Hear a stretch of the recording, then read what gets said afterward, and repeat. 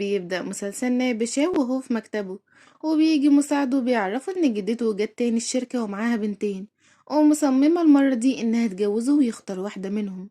بيقوله إيه وبيهرب بسرعة قبل ما الجدة تشوفه، بس بيخبط في يوري اللي بتكون مروحة بيتها، وبتعتذر منه وبتمشي، وهو لسه مصدوم إنه سليم وما حصلوش حاجة، وده لأنه عنده حساسية من الستات، وعلشان كده بيكرههم. وبيفضل يبص لإيده باستغراب إنها سليمة ومتحسستش، وبيمشي وهو بيفكر في البنت اللي قابلها. وعند يوري بيتصلوا بيها من المستشفى، وبيعرفوها إنها لازم تدفع فلوس مستشفى والدها علشان ما يوقفوش العلاج. ولما بتعرف مرات أبوها بتهزقها وبتقولها إن مفيش فلوس، وبيديها أخوها الصغير أو بالأصح ابن مرات أبوها مية علشان تشرب وتهدى. وأول ما بتشربها بتحس بدوخة وبيكونوا حاطلها مخدر فيها، وبياخدوها على أوضة في فندق وبيسلموها لراجل عجوز غني اسمه فانج، وبيديلهم فلوس في المقابل. وبنروح لشاو وهو سهران مع مساعده اللي بيقوله ان الجدة نفسها يكون ليها حفيد. انت ناوي تخلي العيلة تنقرض ولا ايه؟ امال مين هيورث كل ده؟ اكيد في بنت مش هيكون عندك حساسية تجاهها. وبيمسك المايك وبيقول لكل البنات اللي هتقضي ليلة مع شاو الوسيم ليها مليون وان. فبتهجم كل البنات الموجودة عليه وهو مرعوب منهم وبيحاول يجري ويهرب. وعند يوري لما بتفوق شوية وبيقرب منها فانج بتخبطه على راسه وبتهرب من المكان وهي مدروخة في نفس الوقت اللي شاو بيهرب من البنات فيه.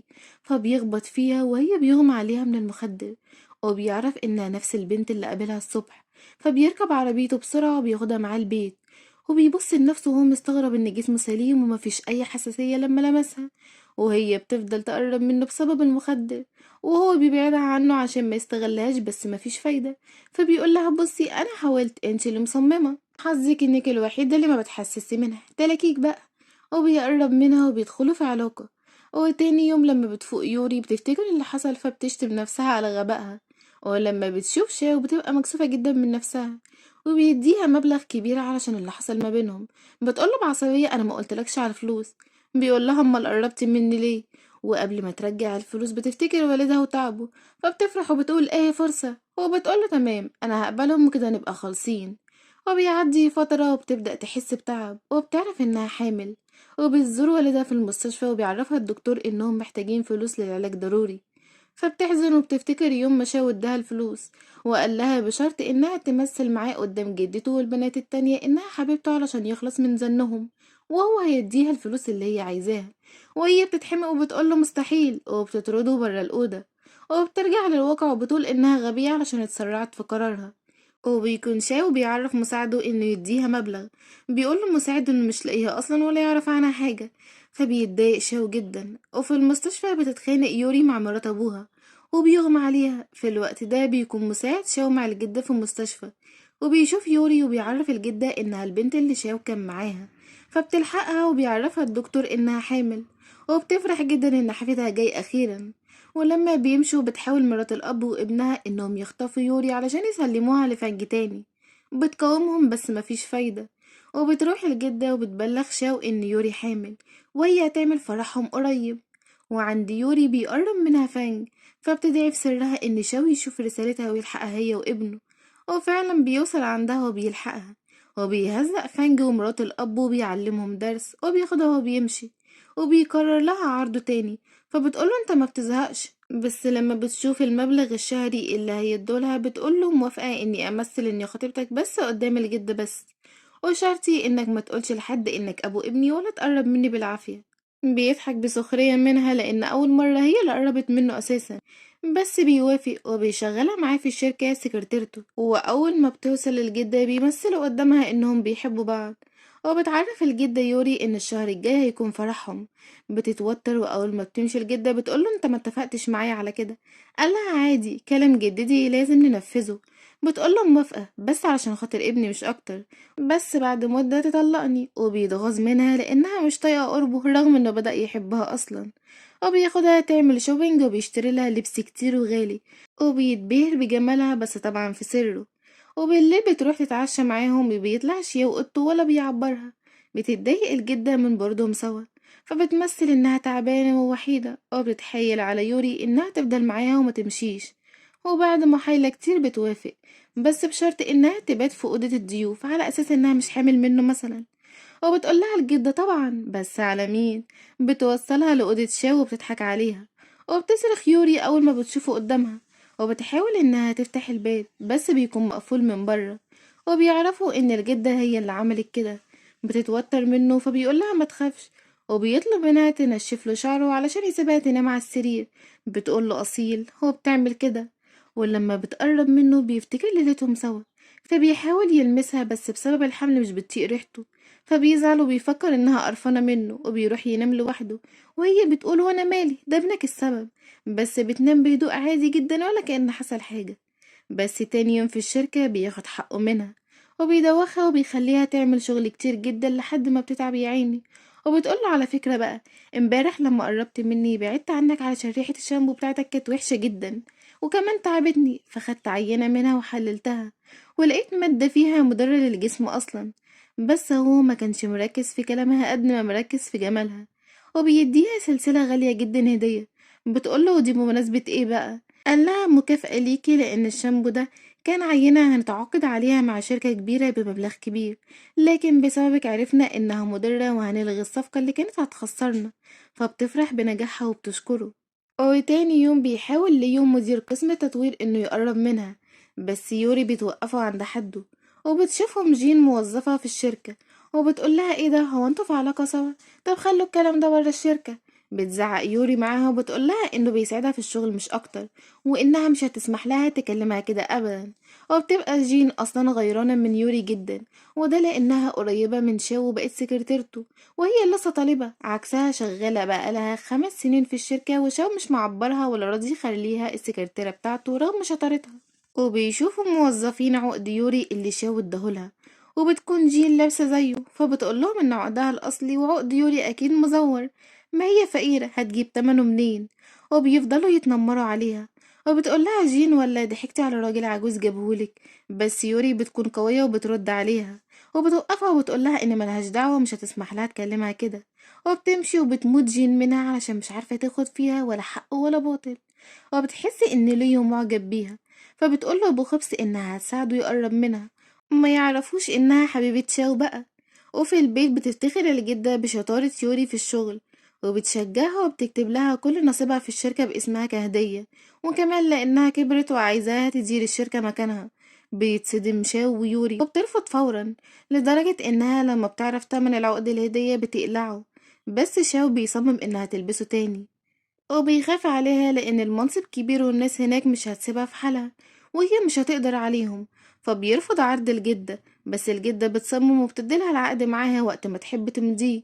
وبتتغاظ يوري من شاو وبتبقى مفكرة انه خايف على فلوس جدته منها، فبيقولها اسكتي انت مش فاهمة حاجة اصلا.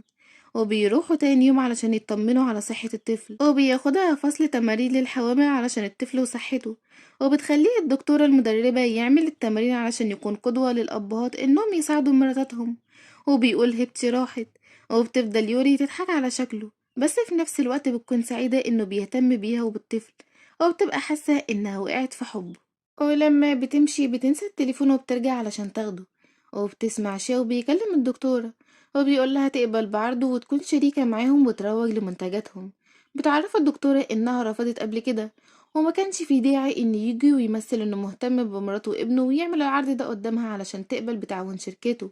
بتسمع يوري الكلام وبتدخل تاخد التليفون، وتقوله بحزن إنها مصدومة فيه، وما كانتش متوقعة إنه يستغلها هي وابنه علشان عرض شغل مش اهتمام منه بيهم فعلا.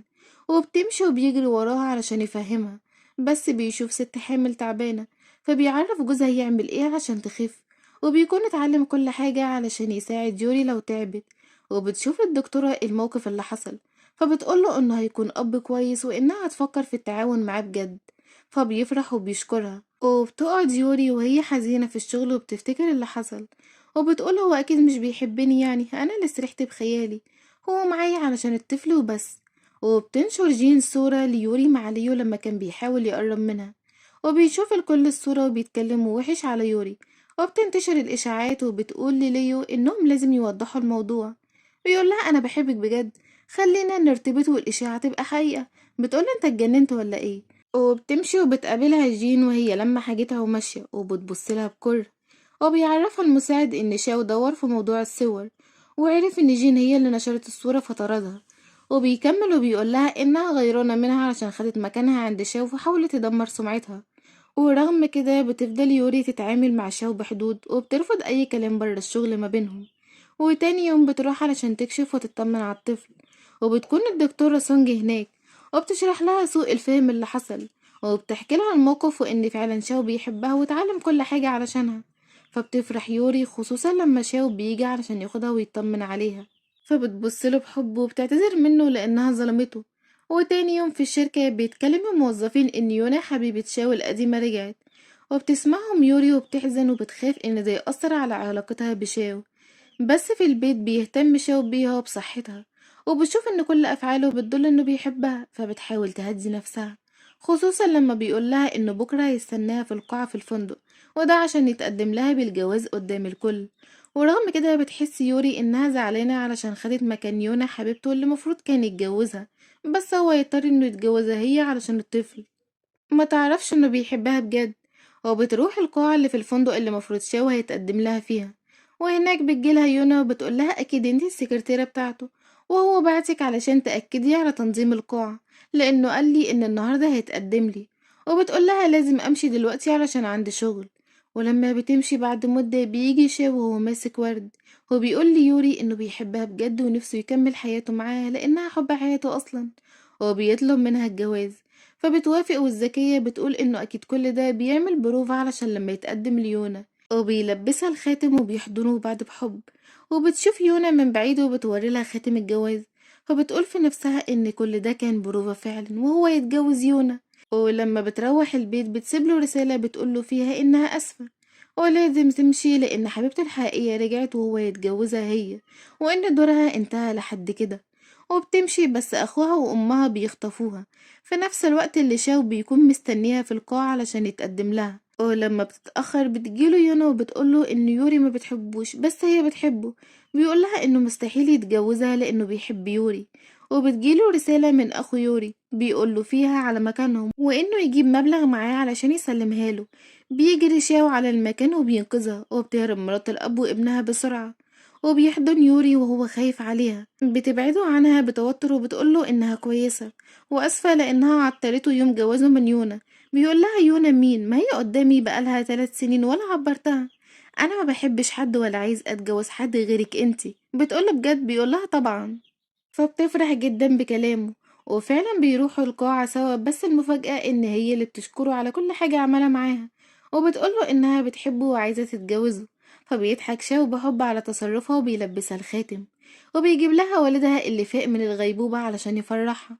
بس ما بتلحقش تفرح لما أخوها بيهاجم على المكان وبيخبطها، فبيغمى عليها وبتدخل في غيبوبة.